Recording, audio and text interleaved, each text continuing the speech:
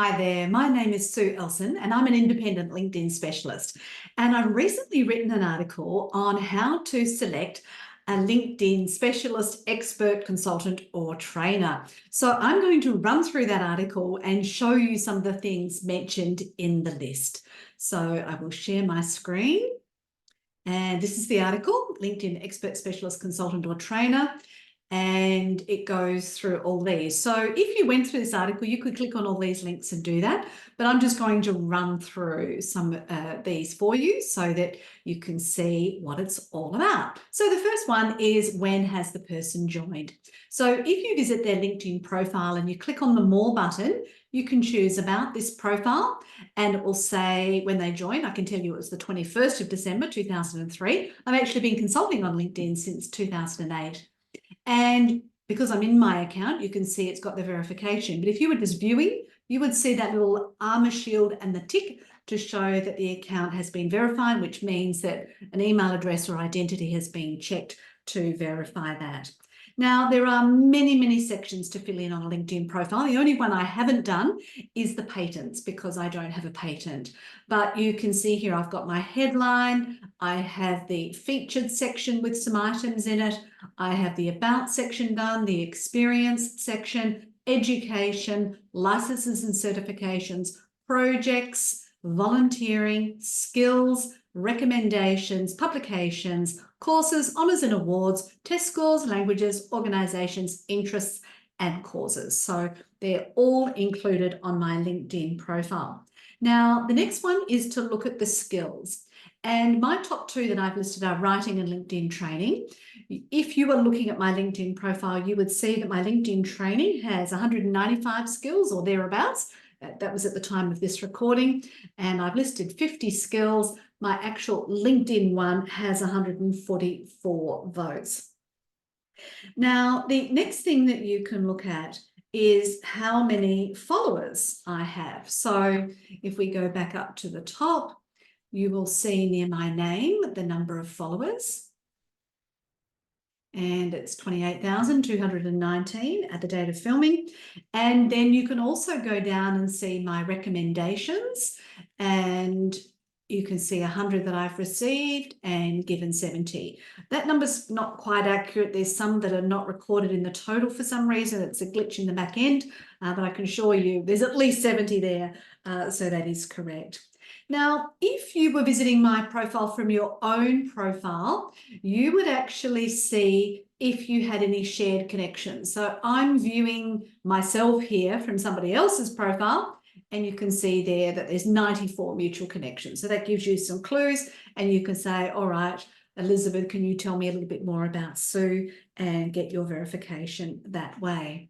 The next thing to look at is the number of professional memberships. So I list memberships in both licenses and certifications and organisations. But either way, you can scroll through and see all these memberships, both present and past, that I'm a member of. And obviously, you'd want to make sure that if somebody is a professional member, that it is related to LinkedIn in some way for your career or business or branding, whatever it is you're trying to achieve with LinkedIn.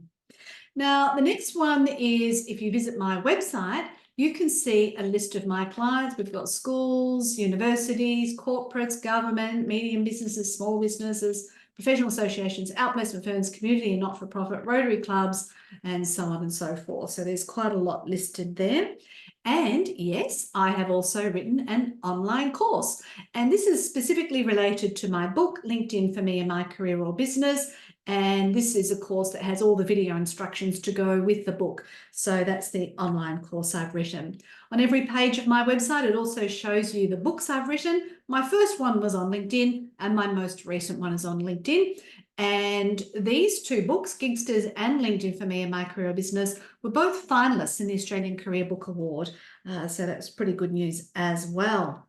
Now, the next one is YouTube. Does the person have a YouTube channel? How many subscribers do they have? How many videos have they produced?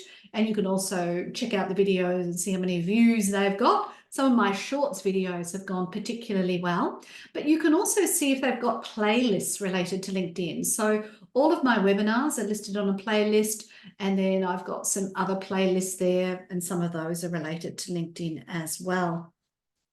The next one is the person featured in the publications. Now, this page of my website is just the publications for 2024, and today's filming date is 14th of February. And you can already see there's this article I've written on LinkedIn, and this one I was in a podcast, and this one was the sitemap I produced, and this one down here about changing your LinkedIn strategy, and then also LinkedIn networking was an event I ran today. So they're all on there as well. The next one is presentations. So as I mentioned before, I run a monthly webinar, so they're all listed, but then I also run live workshops, and I've got other events related to both LinkedIn marketing, and artificial intelligence and so on. So that's all related to LinkedIn. And then also podcasts. So I was on various ones, this one this year. There's another one that's being produced at the moment that will appear there shortly, but you'll see that a number of these are on the topic of LinkedIn. So I've appeared on other podcasts for that. Now, back on my LinkedIn profile, I've also been recognised with some honours and awards. So I've been recognised, obviously, with my book, but also on a list of LinkedIn experts. And I was on the ARI Hall of Fame, which is human resources, which is, again, related to LinkedIn. Top LinkedIn experts in the Asia Pacific region some years ago, and then also 2018 as well. And I was a judge for the Career Book Awards, and various other things related to some formal recognition. Top 1% of viewed profiles way back in 2012. So you can check those out as well.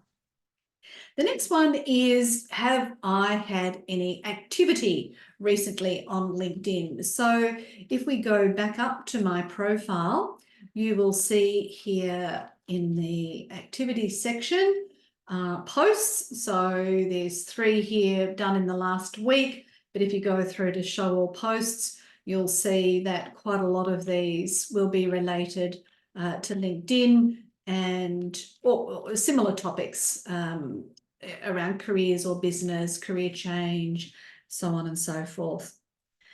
The next one is events. Now, I'm fortunate to have produced a number of events on LinkedIn. I'll just get to the right screen. So this is from my Sue Ellson LinkedIn company page, and this is the one that's coming up, but here's the 37 that have been in the past. And if you scroll through and click on any of these, you will be able to see the number of people who registered for all of those events as well. The best one in terms of numbers was the one at the very beginning when events were new on LinkedIn. So if we just click on that one, you'll see that I had 674 people register, which was really, really exciting at the time.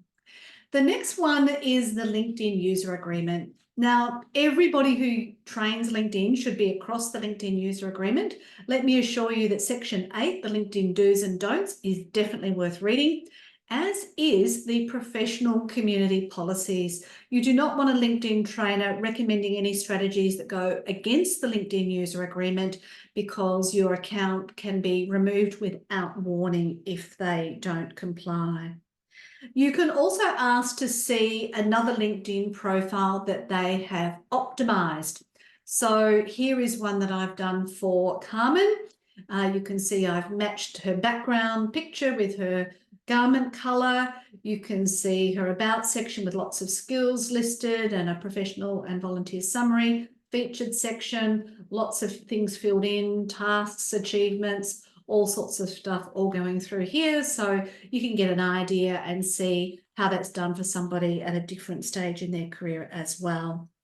Now, obviously, you would need to feel comfortable asking your LinkedIn specialist about what you want to achieve on LinkedIn. And so if you said to me, I want you to just do it for me, I'll say, well, unfortunately, I can't read your mind and I'd need to ask you a lot of questions to fill it in. But this is the services and pricing page of my website. And I talk here, I mention how I do a lot of pro bono work with various presentations and support for community groups and so on. I explain how I can help, how I work, my typical clients. I do have a few packages, but I also, most of my work is done on an hourly basis because then people can get maximum value and start and stop whenever they so choose. And finally, on the bottom of this page, you can still check out my reviews, but you can also contact me with any questions before you need to book an appointment. So I hope that all of that information is useful to you when deciding who to hire as a LinkedIn expert, specialist, consultant, or trainer. And if you think I might be suitable for you, please do reach out. I'd be more than happy to help you. Also on this page, there is a link to a video that goes through some instructions that you can do to update your LinkedIn profile straight away. Doesn't cost you anything, and I hope you find that valuable as well. Thank you, and bye for now.